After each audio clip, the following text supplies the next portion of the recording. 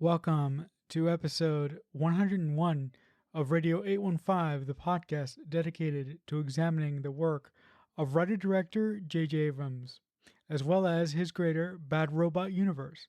I'm your host for this week. My name is Marcelo Inestroza, joined as always by my fellow co-host Matt Crandall. And on today's edition of the show, we'll be discussing the season 3 premiere of Fringe entitled Olivia. The beginning of this episode gives some major T2 vibes, with Olivia kind of being in the Sarah Connor position of, we know that everything she's saying is true, and the person that she is talking to thinks she is batshit crazy. Or so we think. But because this doctor that she's speaking with is working for Walternate and the alternate universe, there might be more going on. As quickly we realize, this episode is going to take place almost entirely over there, which is great. The opening credits are the red tinged credits, which we began last season, and now we're continuing that on. So when we're mostly going to be in this universe, Fringe is going with a little bit of a different style for the credits, which is awesome. And as Olivia tells us the truth, and basically everything she says, if you tuned out and you didn't see everything that happened last season, she fills you in a nice way that doesn't feel like too much of a recap. It actually has a point. And then we realize through Brandon from Massive Dynamic, but Massive Dynamic doesn't exist in this universe. He works for Walternate in the alternate universe. And we find out what they are actually trying to do is turn our Olivia into their Olivia. And the reason that they are interrogating her and having these questions is because they have already tried one round of trying to implant faux Olivia's memories into our Olivia, and it didn't take.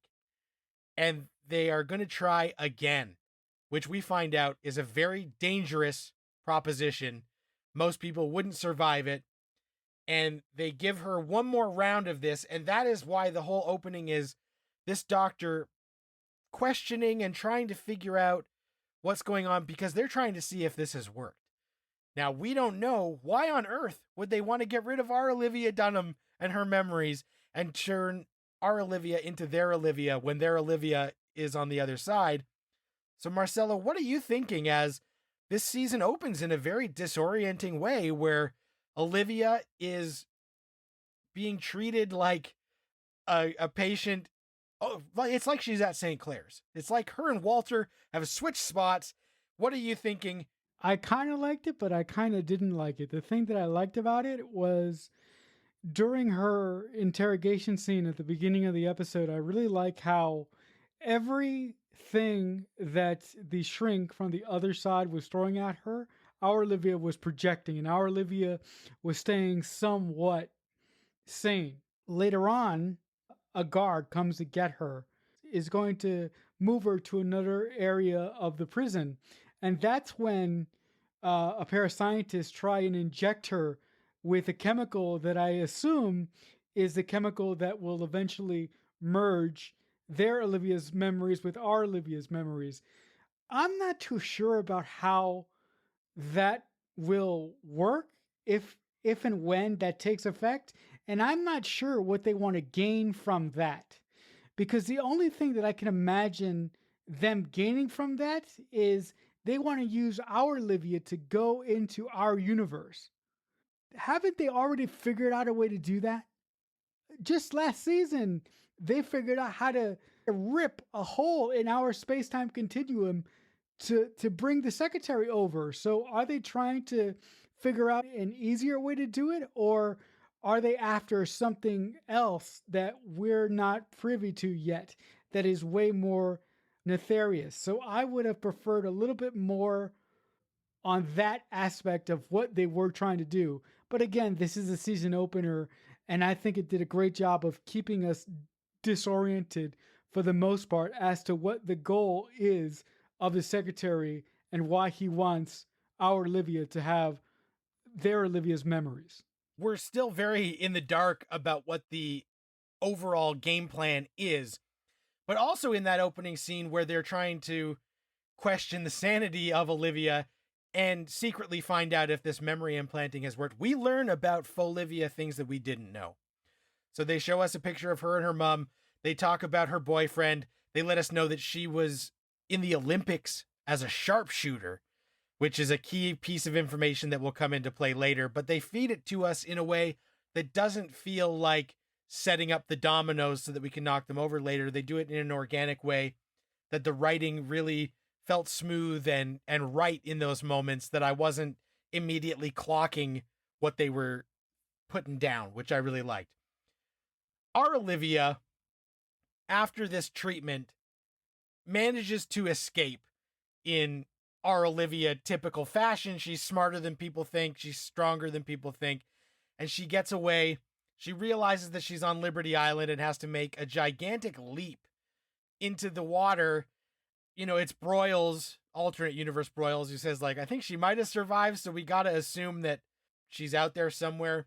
The first person that she really encounters is a taxi driver named Henry Higgins.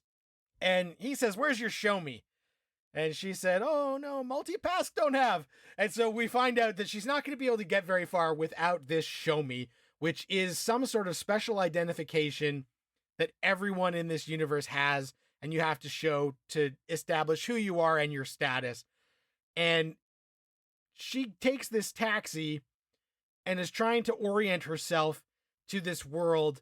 And so everywhere she's trying to go, she gets somewhere and a building is in amber. They try and go to Massive Dynamic. It doesn't exist. We're seeing the differences, but I like that Olivia is trying to roll with it. And she does, unfortunately, take this man hostage and say, like, if you screw me over, I will fucking kill your family. What are you thinking, Marcelo, as Olivia is trying to get some footing in such a strange situation?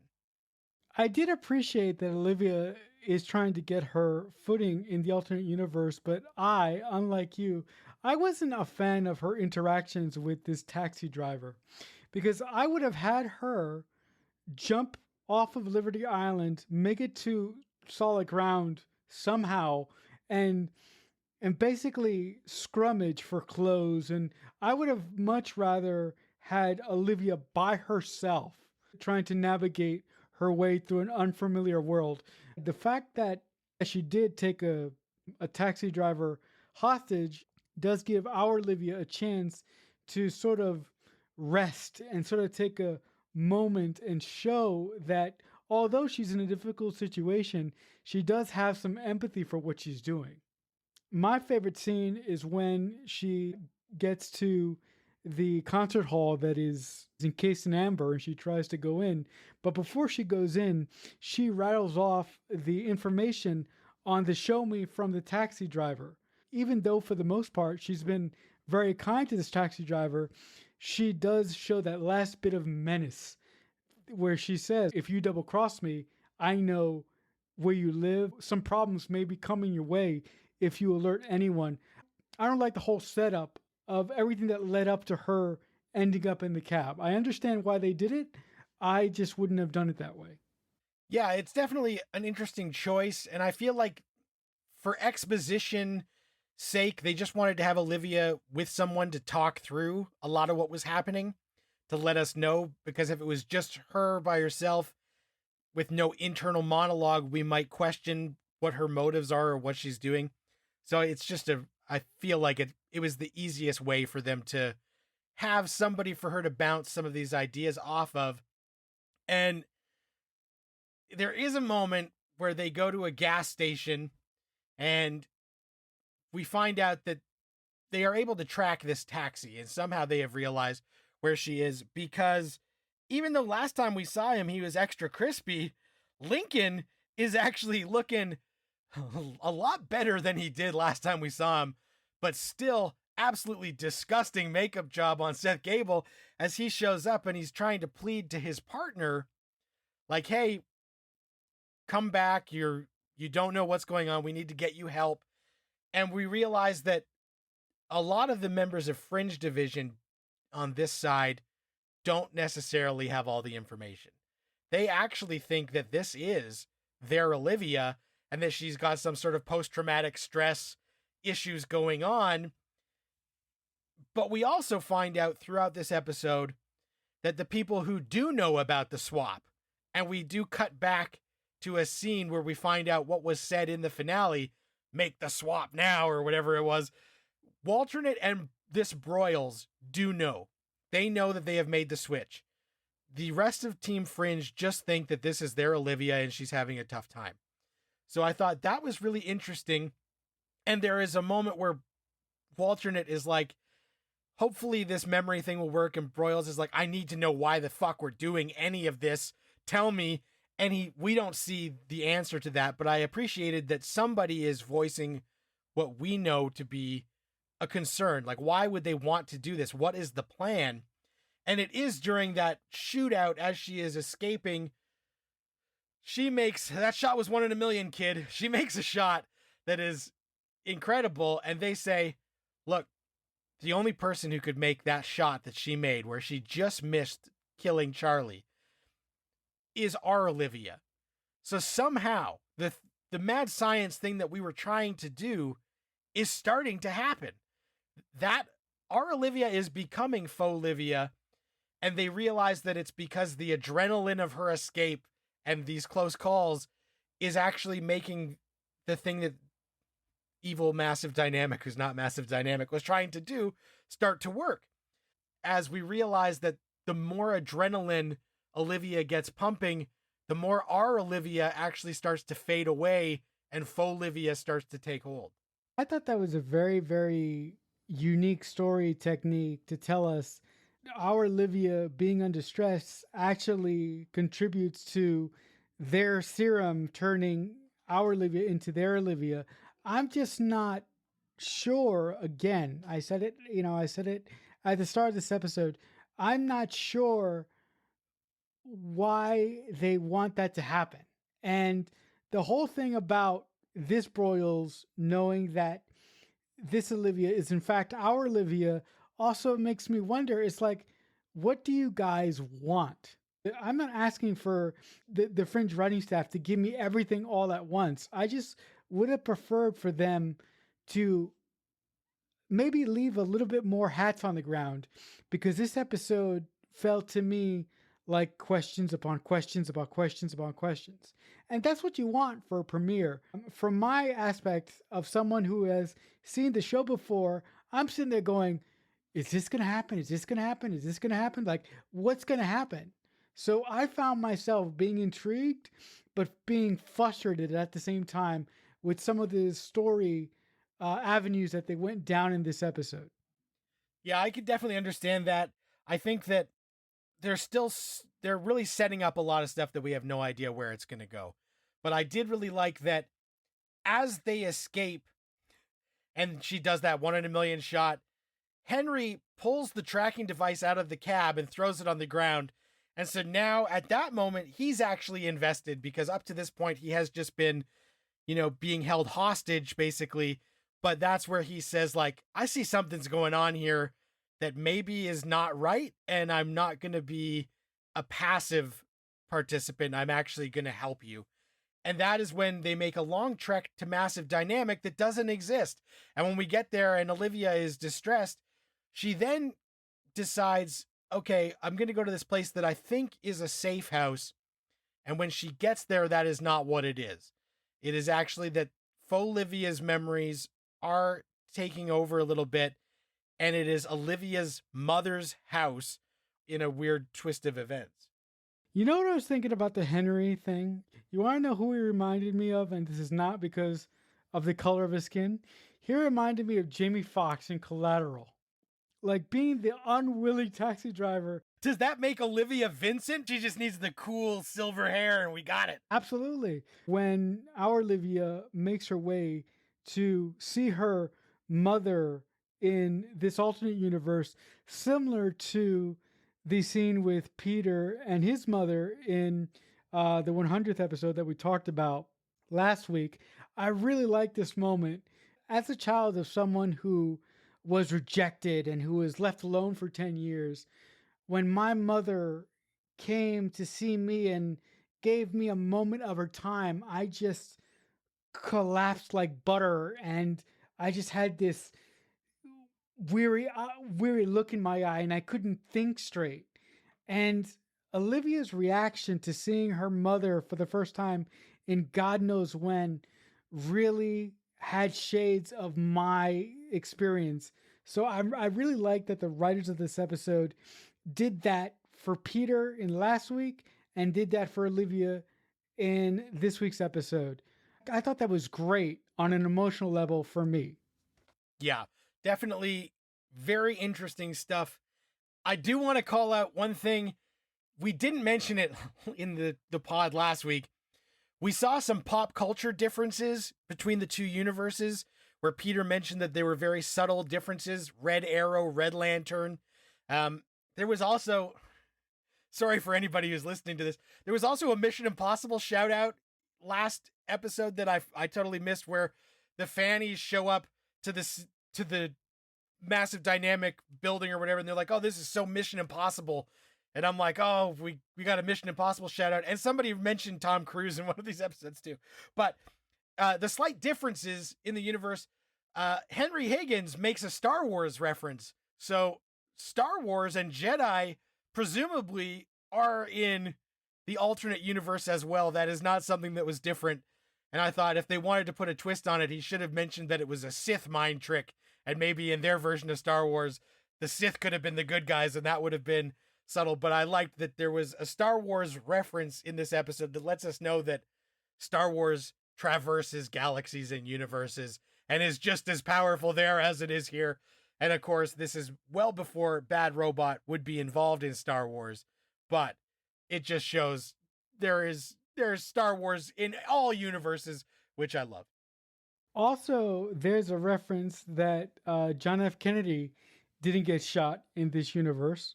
Martin Luther King is still alive in this universe. So, I mean, from the outset, this universe looks evil because it is being led by a version of Walter who is way past nefarious. But there are things about this universe that make our universe look like crap.